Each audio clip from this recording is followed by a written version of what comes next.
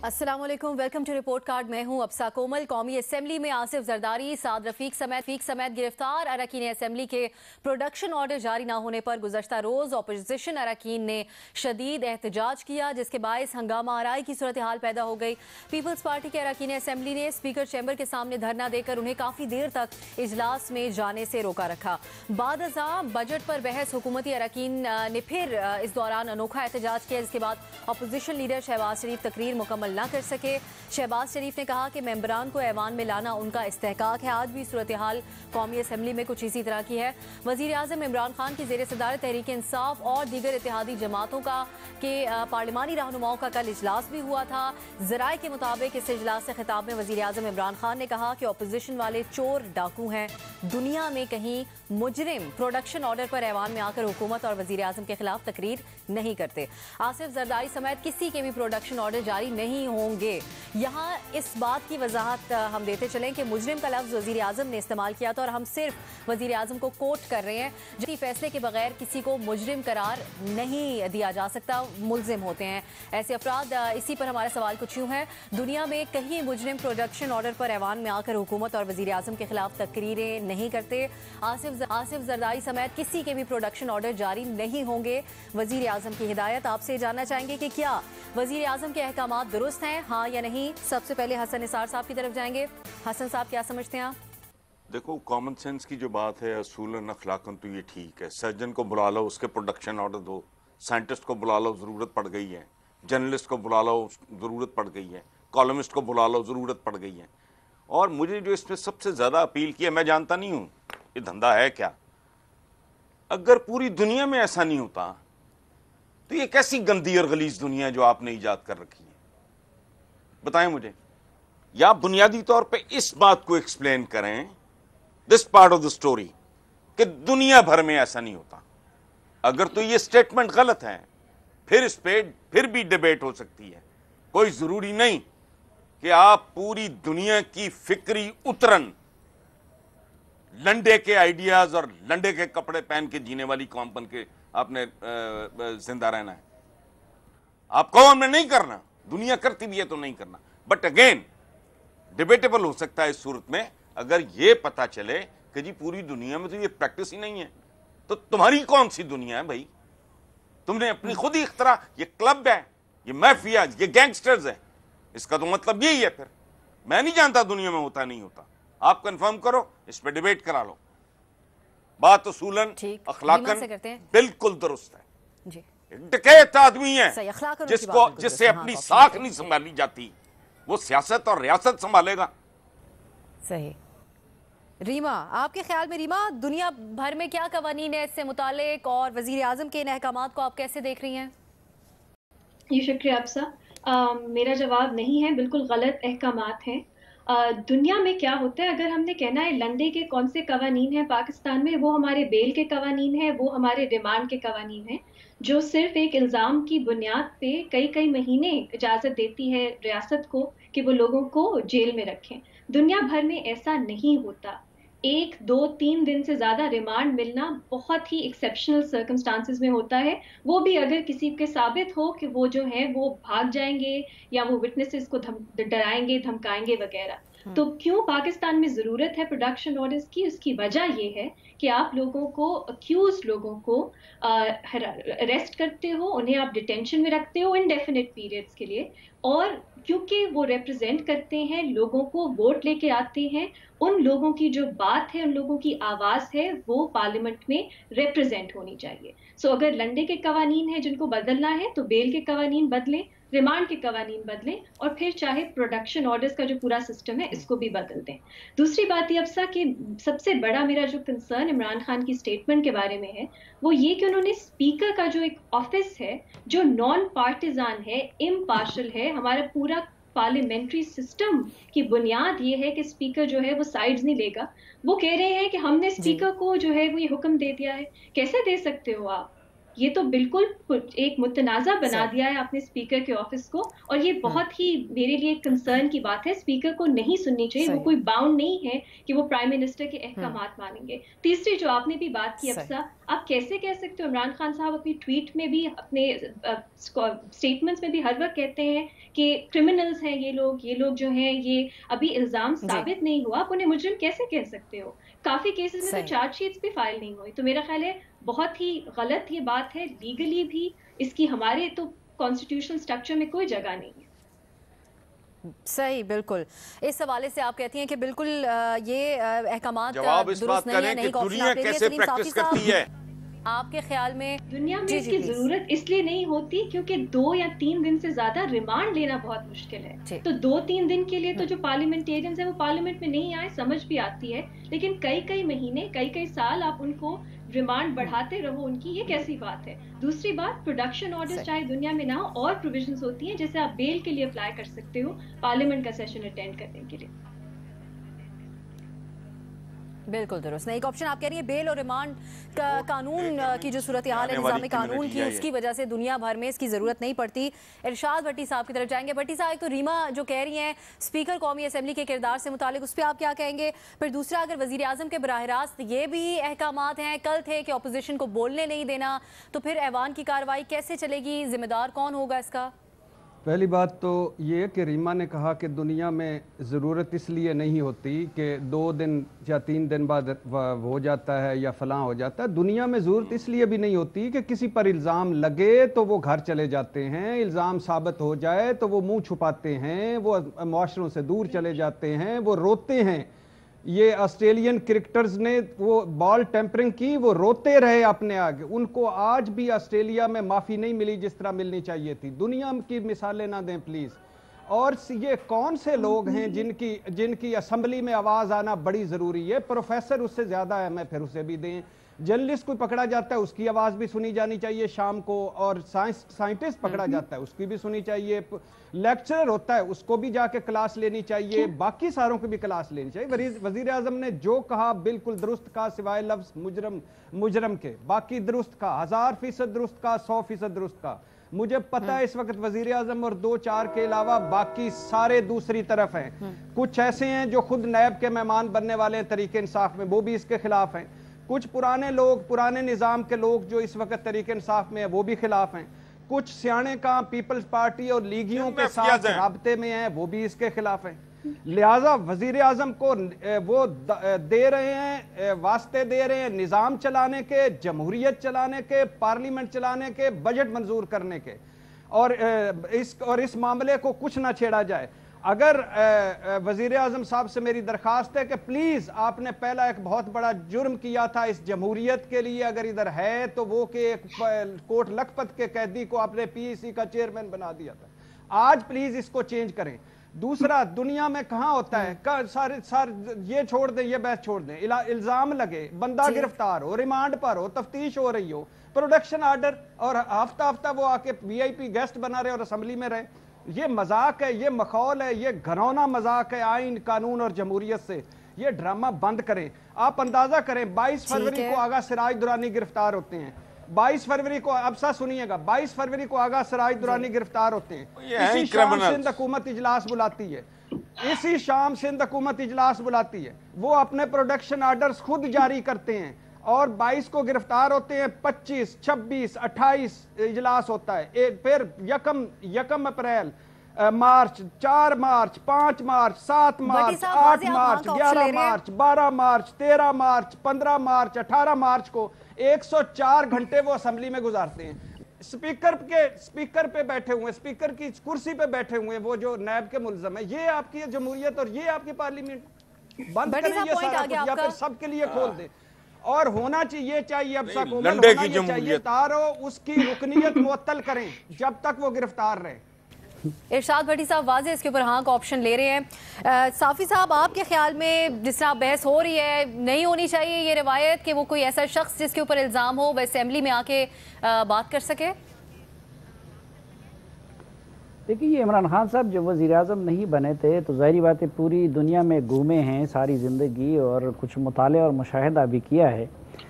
लेकिन लगता है कि वज़ीर आज़म बनने के बाद जिस तरह वो पाकिस्तान से बेखबर हो गए हैं, इसी तरह वो दुनिया से भी बेखबर हो गए हैं, क्योंकि दुनिया में हर मुल्क में उसके कानून पे अमल होता है। जो कुछ उसके कानून में होता है उसकी पासदारी की जाती है। तो पाकिस्तान के असम्बली और पार्लियामेंट के रूल्स में और कानून में जब प्रोडक्शन की गुंजाइश मौजूद है तो फिर जाहिर बात है उस पर अमल भी होना चाहिए। हाँ, अलबत्ता दुनिया में कहीं ऐसा नहीं होता कि वज़ीर आज़म स्पीकर को हिदायत दे। दुनिया में कहीं ऐसा नहीं होता कि वज़ीर आज़म के मनसब पे बैठे हुए बंदा वो मुलज़िमों को मुजरिम डिक्लेयर कर ले, क्योंकि दुनिया में तब किसी को मुजरिम कहा जाता है या चोर या डाकू कहा जाता है जब उसको अदालत वो डिक्लेयर कर ले। ये सिर्फ पाकिस्तान है कि जहाँ पे ये कुछ हो रहा है। हाँ, दुनिया में कहीं ऐसा नहीं होता कि लीडर ऑफ द हाउस और वज़ीर आज़म वो अपने MNAs और मेंबरानी पार्लियामेंट से कहे कि आप लोगों ने चीखो पुकार करनी है और असम्बली का माहौल ख़राब करना है। इसी तरह हाँ, दुनिया में कहीं ऐसा नहीं होता कि सिविल नाफरमानी के ऐलानात करने वाले और सरकारी बिलों को जलाने वाले बंदे को तो उस जुर्म की कोई सज़ा ना मिले, लेकिन सिले में उनको वज़ीर आज़म बना दिया जाए। इसी तरह हाँ, दुनिया में कहीं पे ये नहीं होता कि एक बंदा जिस पे कई सारे, जिस पे यहाँ इस्लामाबाद में भी केसेस दर्ज थे, जिसने अपने पार्टी फंडिंग के हिसाबात ना दिए हों, लेकिन वो आके वज़ीर आज़म बन जाए और दूसरों को चोर कहे, डाकू कहे और पता नहीं क्या क्या हुआ। इसी तरह हाँ, दुनिया में कहीं पे ये नहीं होता कि एक बंदा वो रियासत मदीना का नाम लेते रहे लेकिन खातिमुन नबीयीन के लफ्ज़ का भी सही तलफ़ुज़ नहीं कर सके, और फिर जब साहबे कराम का जिक्र हो रहा हो तो उनको वो सलीका भी ना हो कि भाई साहबे कराम का जिक्र किस तरह किया जाता है। नहीं, एक ऑप्शन आप ले रहे हैं। मज़हर अब्बास साहब की तरफ जाएंगे। मज़हर साहब, आपको डबल स्टैंडर्ड्स नजर आ रहे हैं इस हवाले से? दूसरा, इतना इशू वज़ीर आज़म साहब खुद बराह रास्त इस मामले को, प्रोडक्शन ऑर्डर्स का जो मामला है, इसको क्यों बना रहे हैं आपके ख्याल में? देखिए, डबल स्टैंडर्ड का वर्ड तो मैं नहीं यूज़ करूंगा, लेकिन ऑप्शन मेरा नहीं का है और उसमें रूल्स एंड बिजनेस होते हैं ना हर चीज़ के। अगर वो मुजरिम है तो वो तो पार्लियामेंट का हिस्सा ही नहीं रह सकता। अगर कोई आदमी मुजरिम हो सकता है तो वो MNA कैसे रह सकता है? MPA भी नहीं रह सकता, डिस्क्वालीफाई हो जाएगा। कन्विक्ट है, कन्विक्ट तो उसका हिस्सा नहीं हो सकता। अगर वो ये नहीं है तो फिर वो तमाम लोग जिनके ऊपर मुकदमात हैं और वो तमाम लोग जो मुकदमात फेस कर रहे हैं, चाहे बेलेबल वारंट हों, नॉन बेलेबल वारंट हों, अक्यूज्ड हों, कस्टडी में हों, लेकिन जब तक वो मेंबर ऑफ द पार्लियामेंट हैं तो उनको वो सारे राइट्स एक्सरसाइज करने का कॉन्स्टिट्यूशन इजाज़त देता है जो वो मौजूद है, वरना तो वो उसका हिस्सा ही ना हो पार्लियामेंट का। अगर वो पार्लियामेंट का हिस्सा हैं तो इसका मतलब ये है कि वो पार्लियामेंट के तमाम राइट्स जो है वो एक्सरसाइज कर रहे हैं। फिर पार्लियामेंट का कस्टोडियन कौन है? पार्लियामेंट का कस्टोडियन प्राइम मिनिस्टर नहीं होता। पार्लियामेंट का कस्टोडियन स्पीकर होता है, जिसको आप डायरेक्शन नहीं दे सकते। यानी एक बेसिक चीज़ है, आप एक वैसे तो मैसेज आप डायरेक्शन नहीं दे सकते। इसका मतलब ये है कि आप इनरोड कर रहे हैं पार्लियामेंट की सॉवरेंटी के अंदर। तो चीज़ ये है कि अक्यूज्ड और एक इंटरनेशनल प्रैक्टिस है कि a person is innocent unless proof otherwise. यानी क्या इस बेसिक प्रिंसिपल को हम नहीं मान रहे? क्या ये दुनिया में बेसिक प्रिंसिपल नहीं है कि एक आदमी इनोसेंट है जब तक आप उसको अदालत गिल्टी नहीं करे, चाहे मैं जाती तौर पे उसे कुछ भी समझता हूं। तो अगर आप एड्रेस इस तरह करेंगे किसी को और आप एक मुलजिम को जब मुजरिम डिक्लेयर कर रहे हैं तो आप तौहीन अदालत कर रहे हैं, क्योंकि अभी तो मुकदमा खत्म नहीं हुआ। आप उसको हम मुलजिम को मुजरिम इतनी आसानी से बना देते हैं कि जिसकी कोई मिसाल नहीं मिलती, हम उसके वो सारे राइट्स खत्म कर देते हैं। तो अगर आप अपने पड़ोस में चले जाएं, इंडियन इलेक्शन उठा के देखें, देखिए कितने लोग जो हैं जिन पर मुकदमात हैं और संगीन मुकदमात हैं, वो लोकसभा का हिस्सा हैं, बन गए हैं हिस्सा। जिस दिन वो मुजरिम डिक्लेयर हो जाएंगे, जिस दिन यहाँ शहबाज शरीफ या दूसरे लोग जिन पे मुकदमात हैं उनको अदालतें जो हैं वो सजा दे देंगी, तो वो तो पार्लियामेंट का हिस्सा ही नहीं रहेंगे। जब तक वो पार्लियामेंट का हिस्सा है, वो एक्साइज उनको जो भी रूल्स एंड बिजनेस उनको राइट्स देते हैं वो उनका राइट्स है, उस हवाले से उनका वो राइट है। आपके ख्याल में मेमल, पार्लिमानी मामलात में इस तरीके से डायरेक्ट इन्वॉल्वमेंट और ये अहकामात एक के बाद दूसरा आना, इसके क्या नताइज निकल सकते हैं हुकूमत के लिए? देखिए अब साहब, मैं भी इसमें नहीं का ही ऑप्शन लूँगी। और देखिए ये जो प्रैक्टिसेस होती हैं, जमहूरी इक़्तिदार होती हैं, ये किसी वजह से ही होती है। जमहूरियत की ये एक रूह भी होती हैं। जो वज़ीर आज़म साहब ने किया है ये इलीगल है, और ना सिर्फ ये कि ये इलीगल है बल्कि ये पैटी भी है। बहुत ही एक छोटी हरकत उन्होंने की है। देखिए इलीगल इस तरह से है कि जो स्पीकर है वो कस्टोडियन ऑफ द हाउस है, और जैसा कि रीमा और बाकी सब ने भी ये बताया कि स्पीकर इम्पार्शल होता है। वो बेशक किसी पार्टी का भी हो, लेकिन जब वो speaker of the house, custodian of the house बनता है तो वो किसी पार्टी की साइड या किसी पार्टी से डिक्टेशन नहीं ले सकता।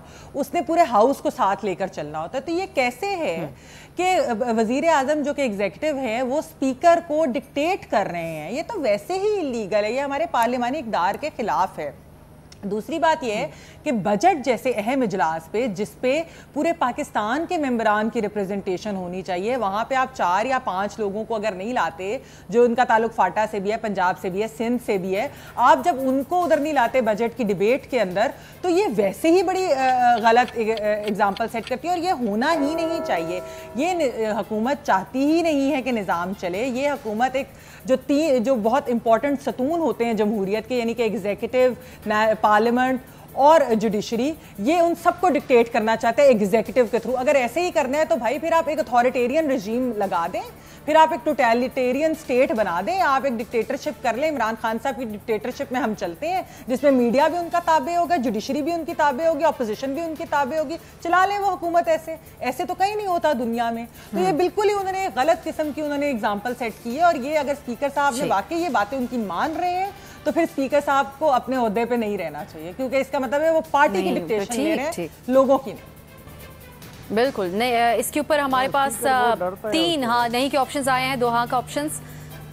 और हमारे तजियाकारों की राय कुछ किस्म की, खास तौर पे रीमा ने कहा कि मुजरिम और मुलजिम में फ़र्क करना होगा, मर साहब के ख्याल में भी, और ख़ास तौर पे स्पीकर साहब को भी मुतनाज़ बनाने से गुरेज करना चाहिए। एक और मामला है, गुफ्तगू करेंगे एक ब्रेक के बाद।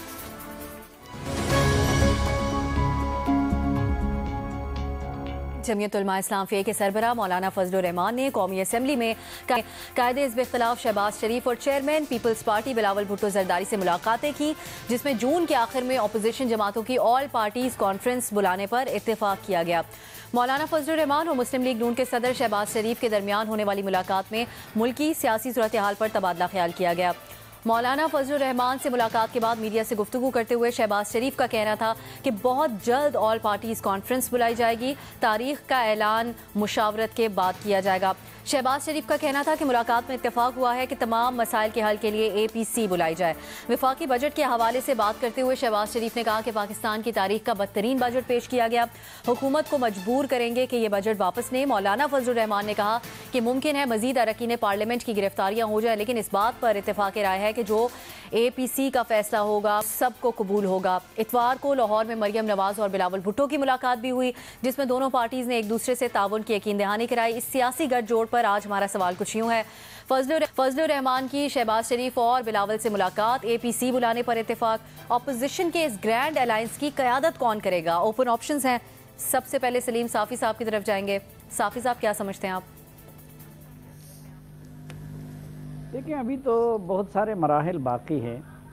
एक तो ये कि जब APC होगी तो उसमें किन चीज़ों पे इत्तेफाक होता है और किन पे नहीं होता, क्योंकि अभी भी अगर आप देखें तो अपोजिशन जमातों के मौक़िफ़ में काफ़ी फ़र्क है। मसलन मौलाना फजल रहमान साहब MP और ये लोग सिरे से असम्बलियों में बैठने के कायल नहीं थे, जबकि नून लीग और पीपल्स पार्टी बैठ गई है। फिर अब मौलाना साहब और ये लोग चाहते हैं कि फौरी री इलेक्शन की बात की जाए। मुस्लिम लीग नून और पीपल्स पार्टी ने अभी तक री इलेक्शन की बात नहीं की है। तो ये सब कुछ तय होगा उस 2 रोज़ के APC में, और उसके बाद फिर ये भी देखना है कि क्या उसके लिए लीडर का तकर्रुर वो बाहमी इंतखाब के ज़रिए करते हैं या किसी और तरीके से करते हैं। लेकिन अभी तक जो हालात दिखाई देते हैं उससे तो लगता यही है कि ये भारी बोझ जो है मौलाना फजल रहमान साहब के नातवा कांधों पे ही आएगा, क्योंकि पीपल्स पार्टी और मुस्लिम लीग नून के माबैन उन दोनों की माजी की बुनियाद पे एक मिसट्रस्ट भी है, और अभी तक भी अगर दोनों को थोड़ा बहुत करीब लाने में मौलाना का एक किरदार रहा है। दोनों की क़यादत के साथ मौलाना के ज़ाती ताल्लुकात भी हैं। मौलाना साहब ने माजी में दोनों की हुकूमतों के साथ भी काम किया है। और फिर ये है कि ये दोनों मसलन मुस्लिम लीग नून डर रही है कि कहीं इस प्रेशर को इस्तेमाल करके पीपल्स पार्टी कोई डील ना कर ले, और पीपल्स पार्टी डर रही है कि मुस्लिम लीग नून ऐसा ना कर ले। तो ये शक बहरहाल मौलाना फजलुर रहमान साहब पे नहीं किया जा रहा है, इसलिए लगता यही है कि ये क़यादत मौलाना फजलुर रहमान साहब ही करेंगे। आपको लगता है मौलाना फजलुर रहमान ही करेंगे? हसन निसार साहब, मुख्तलिफ तर्ज की पार्टीज़ हैं, JUIF मजहबी जमात है, एक लिबरल पार्टी है पीपल्स पार्टी, तो आपके ख्याल में कौन क़यादत करेगा? मौलाना फजलुर रहमान पे इत्तेफाक हो सकता है? अच्छा अब सब बात सुनो, एक जलसा आम था प्रोडक्शन ऑर्डर बिच्छुओं का, तो उनमें से जो बुजुर्ग बिच्छू था उससे पूछा किसी ने कि तुम में कायद कौन है, आप क़यादत की बात कर रहे हो ना? तो एक और बुजुर्ग बिच्छू ने हंस के कहा कि हम में से जिसकी दुम पे पांव रखो वही कायद है। सो हर प्रोडक्शन ऑर्डर फेम बिच्छू अपनी जात में कायद है। ये जब हम बात करते हैं वोट लेकर आते हैं, पता नहीं इस मुल्क की इंटेलेक्चुअल एलीट को क्या हुआ है, वोट छीन के आने वाले लोग हैं। वरना आप में से कोई लड़के दिखाए, मेरे इर्द गिर्द हजारों लोग हैं जो इन सबसे बहुत बेहतर हैं, they just can not do it. Reema है, लड़े इलेक्शन, सलीम साफी लड़के देखे इलेक्शन, मैं अपना आप बेच के लगाने को तैयार हूं। नहीं हो सकता, ये एक क्लब है, ये माफियाज हैं, ये प्रोडक्शन ऑर्डर बिच्छू हैं ये। सो इनमें से सारे कायद हैं, ऊपर नीचे चलने दो। कल तक गालियां दे रहे थे, वो कह रही थी ओए नवाजू, वो कहता था ये सिक्योरिटी रिस्क है, फिर मिसाक मदीने भी हो गए, उसके बाद फिर ये हमारी खंजर में पीठों में खंजर घोंपते हैं, फिर वो यार खुद तमाशा है ये जमहूरी इक़्तिदार, ऐसी टर्मिनोलॉजी इस्तेमाल करते हैं हम लोग। वाकई हम लोगों को इन्होंने मस्मराइज कर दिया है, हिप्नोटाइज हुए हुए लोग हैं। टर्में बाहर से, वारदातें इनकी, दरमियान में हम इंटेलेक्ट लेकर घूम रहे हैं। सौदा ले ले कोई, छोड़े, सारे ही कायद हैं ये, एक से एक बढ़ के हैं। बिलावल भी कायद है, अंदाजा लगाओ, मरियम भी कायद है। इस मुल्क में इज्तिमाई खुदकुशी करने को दिल करता है। कायद, रहनुमा, जुमले सुनो इनके, कायद हैं सारे भाई। ना करो फिर हमें वो और खुदकुशी का वादा याद, सिर्फ मैं ही फॉलोअर हूं, ये सारे ही लीडर हैं। रहनुमा वाली बात के ऊपर तो हम पाबंदी लगाने का सोच रहे हैं। कल आपके और साफी साहब की जो बहस हुई थी उसके बाद तो कोई लगता नहीं है कि किसको कहा जा सकता है रहनुमा, लेकिन अब कायद वाले लफ्ज के ऊपर भी सोचेंगे। महमल, आपके ख्याल में ये जो इधर जो बैठे हैं सारे हैं जी, नहीं मेरा नहीं, मैंने कहा नहीं, ये इधर बैठे हैं वोटर सारे इट्ट मुंजिए। लीडर उधर है बिलावल हाउस में या जाती उम्रे में। अब कुछ तो सोचो यार, को अपनी इज्जत ही शुरू कर लो।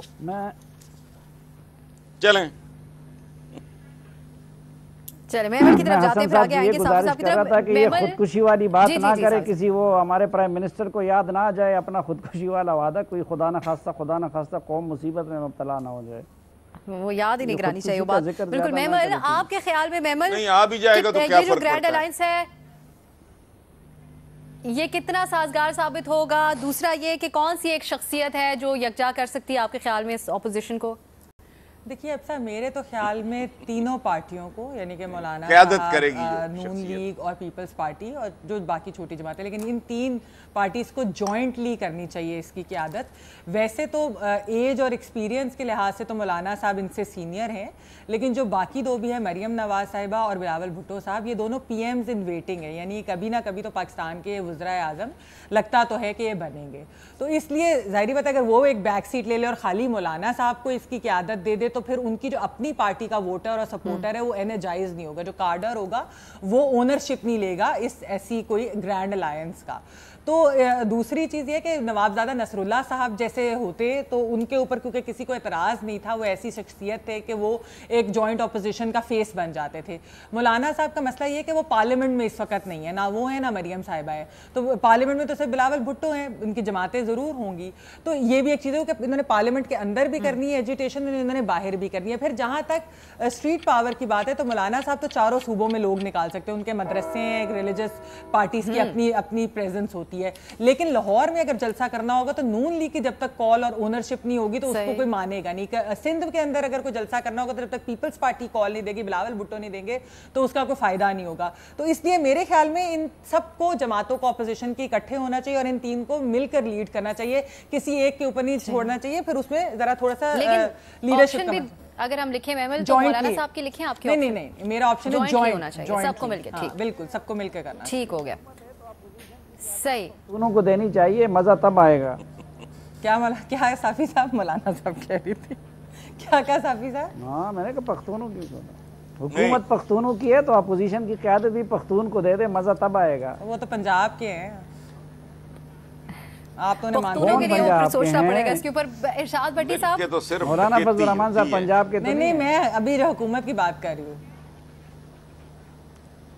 बाय द वे हुकूमत पख्तूनों की, अच्छा खैर, चलो मुबैना पख्तून कह इरशाद भट्टी साहब की तरफ जाएंगे। भट्टी साहब, अब बिलावल भुट्टो से उम्मीद का इजहार करें कि इतवार को मरियम नवाज उनको जलसे में ज्वाइन करेंगी। अब APC बुलाई जा रही है, ये अपोजिशन की जो स्ट्रेटजी है इसको कैसे देख रहे हैं आप?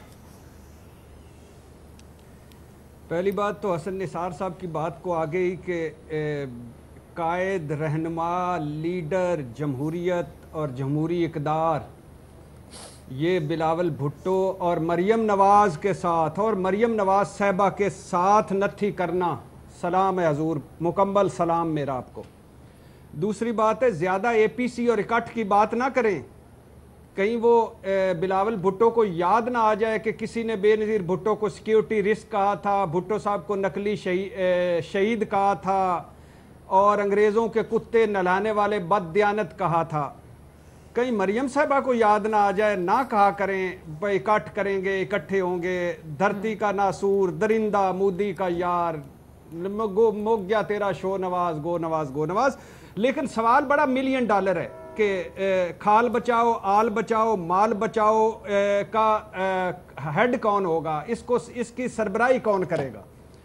यानी ये इस सवाल का जवाब मिल जाए तो कौम की तकदीर भी बदल जाएगी। लेकिन इस सवाल से पहले मेरी 2-3 बातें हैं, वो तो कोई मुझे बताए कि रायविंड मुलाकात से शहबाज शरीफ क्यों ला ताल्लुक रहे, मरियम बिलावल मिले, शहबाज शरीफ क्यों नहीं थे वहाँ। चलो बिलावल की इफ्तारी पर तो वो लंदन में थे, मान लिया, वो मुस्लिम लीग के सदर हैं और फिर शाहिद खाकान अब्बासी सीनियर नायब सदर हैं और मरियम नवाज साहबा जूनियर नायब सदर हैं। तो सीनियर नायब सदर कहाँ बैठा हुआ था और जूनियर नायब सदर कहाँ बैठा हुआ था। और फिर उन तमाम लोगों को सलाम जो बिलावल और मरियम कल के बच्चों के सामने लाइन बनाकर बैठे हुए थे और पीछे खड़े हुए थे हाथ बांध कर। मैं आपकी जमहूरियत को और भाईजान आपकी स्ट्रगल को और आपके जमहूरियत पसंद होने को एक मरतबा फिर सलाम करता हूं। दूसरी बात, अब आ जाए सवाल पर, मेरा भी जवाब है, प्लीज अल्लाह के नाम पे मौलाना फजलुर रहमान साहब को सरबराह बनाया जाए, क्योंकि मौलाना साहब ने इतनी भाग दौड़ की है, इतनी भाग दौड़ की है कि एक दिन दुख में फरमा रहे थे, यार क्या करूं, जरदारी को मनाता हूं तो नवाज शरीफ इनकार कर देता है, नवाज शरीफ को मनाता हूं तो जरदारी इनकार कर देता है। मौलाना साहब इक़्तिदार से निकले हुए उनको काफी अरसा हो गया है।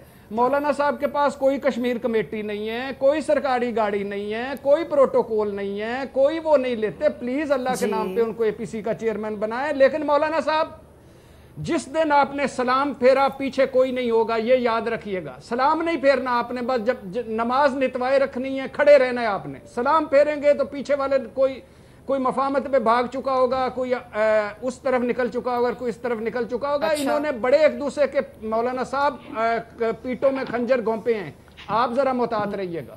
और एक मरतबा फिर मरियम साहबा और बिलावल साहब को कायद, लीडर और रहनुमा मानने वालों, ए पाकिस्तानियों आपको सलाम।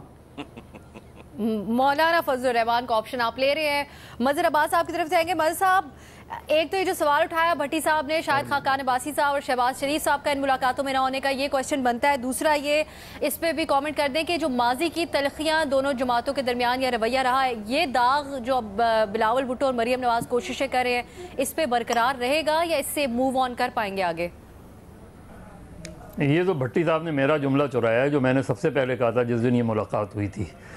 बाकी मौलाना को भट्टी साहब नहीं जानते, मौलाना को पता होता है पीछे कौन खड़ा है, क्योंकि उसके पीछे मौलाना के जानिसार खड़े होते हैं और उन्हें पता है कि कौन खड़ा है पीछे और कौन खड़ा रह सकता है। तो मौलाना को तो छोड़ दें, मौलाना अच्छी तरह इन सारी चीज़ों को जानते हैं, इन सारी बातों को जानते हैं। जहाँ तक बात है इस पूरे सिस्टम की, आप उसे अच्छा कहें बुरा कहें, इसी सिस्टम ने इमरान खान भी दिया, इसी सिस्टम ने वो सारे लोग दिए जिनके हक़ में बहुत से लोगों ने बातें की। जब तक आप इस मुल्क में सियासी जमातों को मजबूत नहीं करेंगे, मैं जमातों को कह रहा हूँ, सियासी जमातों को मजबूत नहीं करेंगे, जब तक इस मुल्क में जागीरदाराना निज़ाम को ख़त्म नहीं करेंगे, जब तक इस मुल्क में सरदारी सिस्टम को ख़त्म नहीं करेंगे, जब तक इस मुल्क में चौधरियों के सिस्टम को ख़त्म नहीं करेंगे, आप इस मुल्क में सही मानों में डेमोक्रेसी ला ही नहीं सकते। बाकी हमने देखा है, माजी में भी देखा है, हाल में भी देखा है, 70 में भी देखा है कि खंबे को भी वोट पड़ा, गन्ने वाला भी असम्बली में पहुँचा, ऐसे लोग भी असम्बलियों में पहुँचे जिन्हें असम्बलियों का रास्ता नहीं पता था, ऐसे लोग भी असम्बलियों में पहुँचे कि जो रक्शे मिनी बसेस और बसेस में गए। हमने ये देखे हैं, ये चीज़ें इसी सिस्टम में रही हैं। लेकिन ये बात अपनी जगह बिल्कुल दुरुस्त है कि जब तक जागीरदाराना निज़ाम जकड़ा रहेगा, इस पूरे सिस्टम को जकड़ा हुआ है उसने, तो आप नहीं चीज़ें बेहतर कर सकते। बाकी बात रही स्पेसिफिक आपका जो क्वेश्चन है, देखिए मौलाना फजलुर रहमान इसलिए लीड करेंगे क्योंकि बाकी दो जमातों में ट्रस्ट डेफिसिट बहुत है और बाकी दो जमातों में ये रियलाइज़ हुआ है कि हम चूँकि एक दूसरे के साथ उस तरीके से इत्तेहादी बन के नहीं चल सकते, और इसीलिए मुझे नहीं लगता कि कोई ग्रैंड अपोजिशन अलायंस बनेगा। मुझे यही लगता है कि ये जमातें अपने अपने प्लेटफॉर्म से भी करेंगी और जॉइंट प्लेटफॉर्म से भी करेंगी, जिसकी क़यादत मौलाना फजलुर रहमान के पास होगी, क्योंकि दोनों को एक दूसरे पे ट्रस्ट नहीं है, लेकिन दोनों ये समझते हैं कि मौलाना फजलुर रहमान का, क्योंकि पहले दिन से आप उसे सही कहें गलत कहें, लेकिन पहले दिन से उनका ये स्टांस है, वो ये समझते हैं कि जी उस वक्त तो ये कहते थे कि आप ओथ भी ना लें, और बजट सेशन से भी पहले उन्होंने ये मैसेज दिया कि आप बजट में ना जाएं। तो मौलाना फजलुर रहमान तो अपनी एक कंसिस्टेंट पॉलिसी उनकी है, वो उस पर खड़े हैं। तो मुझे लगता है कि मौलाना फजलुर रहमान ही लीड करेंगे और उन्हीं की टर्म्स पे पीपल्स पार्टी और नून लीग जाएंगे आगे। ठीक है रीमा, आपके ख्याल में जैसा हमारे साहब ने भी कहा, मौलाना फजलुर रहमान इस हुकूमत के आने के बाद शुरू से भी अपोजिशन को इकट्ठा करना चाह रहे थे इस मामले पर, अब ये बात एपीसी तक आई है तो साथ लेके चल सकते हैं मौलाना फजलुर रहमान या किसी और को होना चाहिए? मैं चाहूंगी मौलाना साहब ना बने इसके हेड, वो इसलिए क्योंकि वो जिस तरह की बातें करते हैं मेरी नज़र में वो बहुत नफरत अंगेज हैं। वो इमरान खान साहब की पर्सनल लाइफ पे कमेंट करते हैं, कभी कभी उनकी बातें ऐसे लगता है कि वो इंसाइटमेंट टू वायलेंस कर रहे हैं, तो मेरा नहीं ख्याल उनको हेड करना चाहिए। जॉइंट ऑपोजिशन के जितने भी मसाइल हो, मेरा ख्याल है कुछ बेसिक प्रिंसिपल्स पे उनको एग्री करना चाहिए कि उनकी जो ये जंग है वो पॉलिटिकल है और वो किसी की पर्सनालिटी या किसी की पर्सनल लाइफ या किसी की मजहब के ऊपर नहीं है। तो मेरा नहीं ख्याल मौलाना साहब को बनना चाहिए। सबसे बड़ी पार्टी मुस्लिम लीग नून है, तो शायद उनको बनना चाहिए, लेकिन पर्सनली मुझे लगता है क्योंकि इन इश्यूज पे बिलावल की सबसे ज़्यादा क्लैरिटी है, तो मुझे तो बेहतर लगेगा अगर उनको बनाया जाए। दो बातें और अब साहब, पहली तो ये कि यहाँ बैठकर हमारा ये फैसला नहीं है कि किसको लीडर होना चाहिए किसको नहीं होना चाहिए। अगर लाखों लोग किसी को लीडर मानते हैं तो हमें डिफर करना चाहिए कि उनका ओपिनियन है, उनकी आज़ादी है, वो जिस मर्जी को लीडर कहें। थोड़ी सी उनकी इंसल्ट है यहाँ बैठ के कहना कि हम नहीं मानते, ये ठीक बात है, लेकिन उनकी इंसल्ट भी नहीं करनी चाहिए।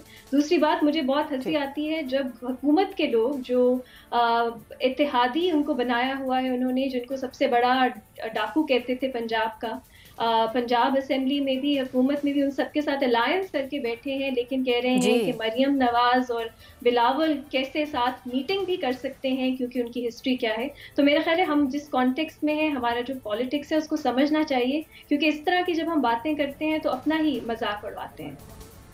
ठीक है, और वैसे भी बातचीत की सियासत को इनकरेज करना चाहिए। आप ऑप्शन ले रही हैं बिलावल भुट्टो का, मौलाना साहब से आप इत्तेफाक नहीं करती हैं, आप समझती हैं वो पर्सनल हो जाते हैं। एक और मामला है सुप्रीम कोर्ट में, चीफ जस्टिस ऑफ पाकिस्तान के अहम रिमार्क्स हैं, उससे मुतालिक गुफ्तगू करेंगे एक ब्रेक के बाद। सुप्रीम कोर्ट में chief justice of Pakistan justice Asif Saeed Khosa की सरबराही में senior assistant bank Mohammad Anwar के जाली अकाउंट्स खुलवाने से मुतालिक केस की समाअत हुई जिसमें अदालत ने दरख्वास्त वापस लेने की बिना पर मामला निपटा दिया। दौरान समाअत चीफ जस्टिस ऑफ पाकिस्तान ने रिमार्क्स दिए कि बैंक वालों की शमूलियत के बगैर जाली अकाउंट्स नहीं खुल सकते। 1 लाख का अकाउंट खोलकर उसे 9 लाख बना दिया गया। अकाउंट बगैर तस्दीक के तो नहीं खुल सकते। जस्टिस आसिफ सईद खोसा ने कहा कि मुलजिम को 3 साल कैद तो बहुत कम दी गई है। जाली अकाउंट्स के जरिए ट्रांजैक्शंस करना तो बहुत शदीद जुर्म है। जितने भी अकाउंट्स खुले सबके ओपनिंग फॉर्म पर मुलजिम के दस्तखत थे। उन्होंने कहा कि जितनी भी मुलजिम उनमें मुलव्वस रहा। इसी पर गुफ्तगू करेंगे अपने पैनल से। सवाल इस तरह से है, जाली अकाउंट्स के जरिए ट्रांजैक्शंस करना बड़ा जुर्म है। मुलजिम को 3 साल कैद तो बहुत कम दी गई है। चीफ जस्टिस ऑफ पाकिस्तान, इस जुर्म की सजा कितनी होनी चाहिए? ओपन ऑप्शंस हैं। सबसे पहले रीमा की तरफ जाएंगे। रीमा, क्या समझती हैं आप? अब सर, ये पूरी दुनिया में बहस हो रही है कि जो फाइनेंशियल क्राइम्स हैं या वाइट कॉलर क्राइम्स हैं, इनकी सज़ा क्या होनी चाहिए। क्या बहुत ज़्यादा बड़े फाइन्स होने चाहिए या क्या इम्प्रिजनमेंट या जेल की जो सज़ा है वो होनी चाहिए। और अक्सर ममालिक में जो कोर्ट्स हैं उन्होंने ये फैसला किया है कि फ़ाइन एक बेहतर ऑप्शन है, क्योंकि पूरा जो बिज़नेस का निज़ाम है, अगर आप बहुत ज़्यादा प्रिजन के सेंटेंसेस दे देते हो तो वो इफ़ेक्ट होता है। टैक्सेशन में कमी आती है, लोगों को जिन्होंने एम्प्लॉयमेंट दी है उसमें इश्यूज आते हैं। तो बहुत सी वजूहात की बुनियाद पे बहुत सी जूरिस्प्रूडेंस ऐसी डेवलप हो रही है कि ऐसे क्राइम्स में प्रिजन से बेहतर है कि आप बड़े फाइन्स दो। और इसमें लेकिन सिर्फ तब तक जब तक कोई बहुत बड़ा क्रिमिनल एक्ट या एक क्रिमिनल कंस्पिरेसी या पूरा एक उसके पीछे वो एक ये ना हो, एक पूरा क्रिमिनल आपको इंटेंट नजर ना आए। तो पाकिस्तान में जो कवानीन है वो हमारे मुख्तलिफ कवानीन है, कुछ में कुछ सजा है, कुछ में कुछ। तो मुझे नहीं पता ये किस पर्टिकुलर क्राइम की बात कर रहे हैं, लेकिन मेरा ख्याल है इस पे बहस पाकिस्तान में भी जरूरी है कि फाइनेंशियल क्राइम्स की सजा क्या होनी चाहिए। एक और बात, कल भी चीफ जस्टिस खोसा ने कहा कि लाइफ इम्प्रिजनमेंट जो है वो पूरी उम्र के लिए होनी चाहिए, और अगर पूरी उम्र के लिए दें तो फिर सजा में जुर्म में कमी आएगी।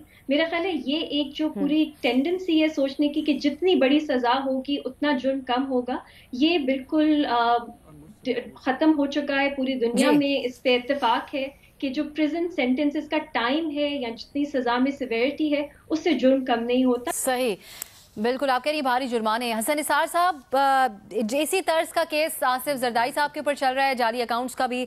तो ये जो रिमार्क्स है चीफ जस्टिस साहब के, कितनी अहमियत के हामिल है?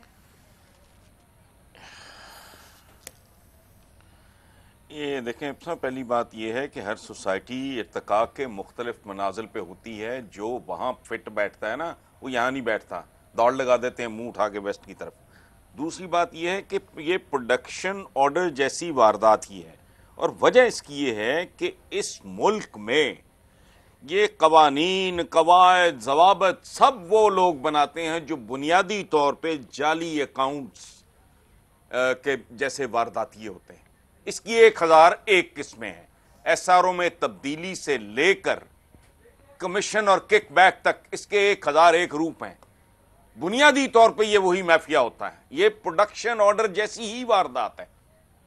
और एक बात आखिरी सिर्फ ये कि जो प्लेस ए पे जो फिट बैठती है बात, वो बी पे या सी पे या डी पे नहीं।